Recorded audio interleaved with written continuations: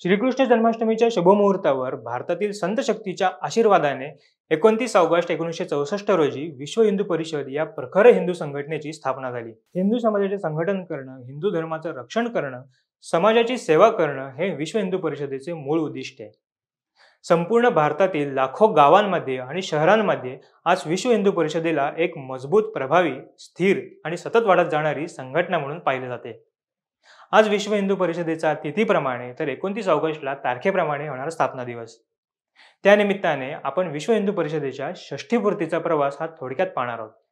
नमस्कार, मी ओंकार मुळे, कॅमेऱ्यावर आहेत योगेश कुंभार. आरोग्य, शिक्षण, स्वयंसक्षमीकरण इत्यादी क्षेत्रांमध्ये 4277 हून अधिक सेवा प्रकल्पांद्वारे विश्व हिंदू परिषद ही हिंदू समाजाची मुळे मजबूत करते.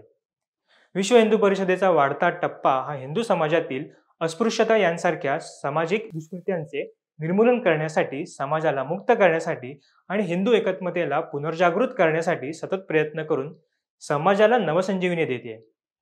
विश्व हिंदू परिषद आपली मूळ मूल्ये, श्रद्धा आणि पवित्र परंपरांचे संरक्षण करण्यासाठी श्री राम जन्मभूमी, अमरनाथ यात्रा, राम सेतू, गंगा संरक्षण, गोरक्षण, हिंदू मठ मंदिरांचा प्रश्न, ख्रिश्चन चर्च करून होणारं हिंदूंचं धर्मांतर, इस्लामी दहशतवाद, बांगलादेशी मुस्लिम घुसखोरी असे अनेक मुद्दे उपस्थित करून स्वतःला हिंदूंची अदम्य शक्ती म्हणून समाज स्थापन करते.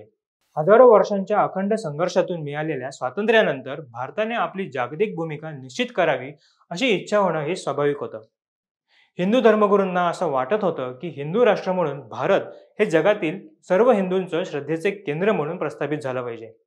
या उदात्त ध्येयाची पूर्तता करण्यासाठी पूज्य स्वामी चिन्मयानंदजी यांच्या अध्यक्षतेखाली मुंबईतील त्यांच्या आश्रमातील सांदीपानी साधनालयात आयोजित एका बैठकीत मास्टर तारासिंग, शिरोमणी अकाली दलचे अध्यक्ष ज्ञानी भूपेंद्र सिंग, डॉक्टर के.एम. मुन्शी, द्वितीय सरसंघचालक श्री गोळवलकर गुरुजी, स्वामी शंकरानंद सरस्वती, राष्ट्रीय संत तुकडोजी महाराज, हिंदू महासभेचे तत्कालीन महामंत्री वी. गो. Deshpande, barrister A. आडवाणी इत्यादी अशा 40हून अधिक संत आणि विचारवंतांनी चिंतन केलं होतं.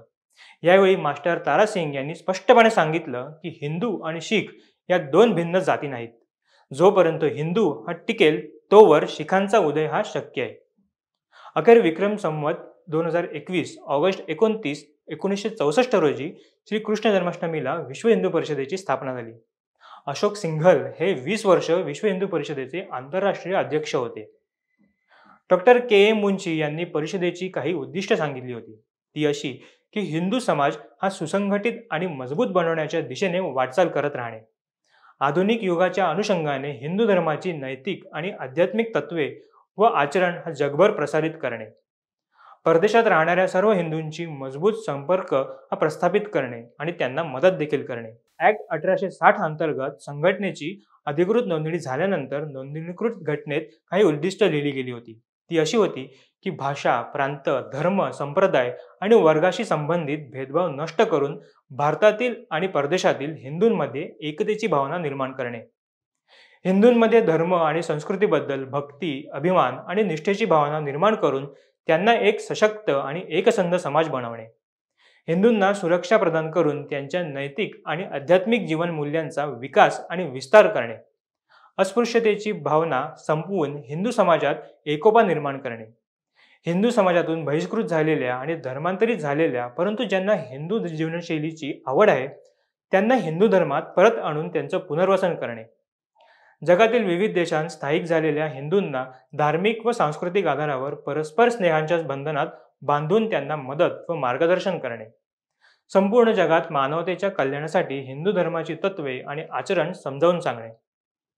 मातृशक्ती ही विश्व हिंदू परिषदेत संघटनात्मक एकक आहे.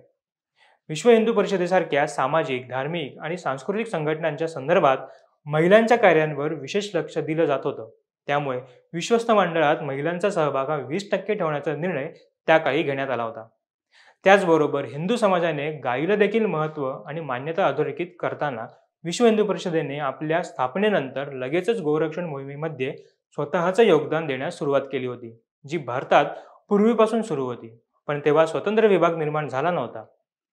या विभागाच्या निर्मितीचे संपूर्ण श्रेय हे श्रीमंत विजयराजे सिंधिया यांना जातं. अयोध्येतून श्री राम जानकी रथयात्रा निघताना तत्कालीन सरकारने सुरक्षा देण्यास नकार दिला होता. त्यावेळी संतांच्या आव्हानावरून विश्व हिंदू परिषदेने यात्रेच्या सुरक्षेसाठी जबाबदारी ही तेथील उपस्थित तरुणांना दिली होती. श्रीरामाच्या कार्यासाठी हनुमान नेहमीच उपस्थित असतात. तसेच आजच्या युगात श्रीरामाच्या कार्यासाठी बजरंगांचा हा गट बजरंग दल म्हणून काम करेल. बजरंग दलाची संघटना कोणाच्या विरोधात नसून हिंदूंना आव्हान देणाऱ्या समाजकंटकांपासून त्यांचं संरक्षण करण्यासाठी स्थापन करण्यात आलेली होती. देशाच्या विविध भागांतून हजारोंच्या संख्येने तरुण बजरंग दलात सहभागी झाले होते. त्याचप्रमाणे मुलीही विश्व हिंदू परिषदेकडे आकर्षित झाल्या होत्या. सुरक्षा, संस्कार आणि गतिमानतेची भावना जागृत करण्यासाठी तसेच त्यांच्याशी संबंधित विविध समस्यांचं निराकरण करण्याच्या उद्देशाने विश्व हिंदू परिषदेने दुर्गाष्टमीच्या दिवशी दुर्गा वाहिनी या नावाने हिंदू युवतींची एक स्वतंत्र संघटना स्थापन केली होती. परदेशातही आज America, Canada, UK, Germany, Norway, Netherland, Kenya, south Africa, Mauritius, Sri Lanka, Thailand, Myanmar, Malaysia, Singapore, Indonesia, हाँगकाँग, तैवान, ऑस्ट्रेलिया, न्यूझीलंड, फिजी अशा विविध ठिकाणी विश्व हिंदू परिषदेचे कार्य विस्तारले. सध्या लव्ह जिहाद, लँड जिहाद, मंदिरांवरील सरकारी नियंत्रण, धर्मांतरण अशी विविध मुद्द्यांना धरून विश्व हिंदू परिषद समाजात कार्य करते. हिंदू समाजाच्या हितासाठी अविरत कार्य करण्याची शक्ती ही विश्व हिंदू परिषदेला मिळत राहो हीच षष्टीपूर्तीनिमित्त ईश्वरचरणी प्रार्थना. व्हिडिओ कसा वाटला हे आम्हाला कमेंटमधून नक्की कळवा. व्हिडिओ आवडल्यास आमच्या फेसबुक पेजला लाईक आणि यूट्यूब चॅनलला सबस्क्राईब करायला विसरू नका. तुर्तास धन्यवाद.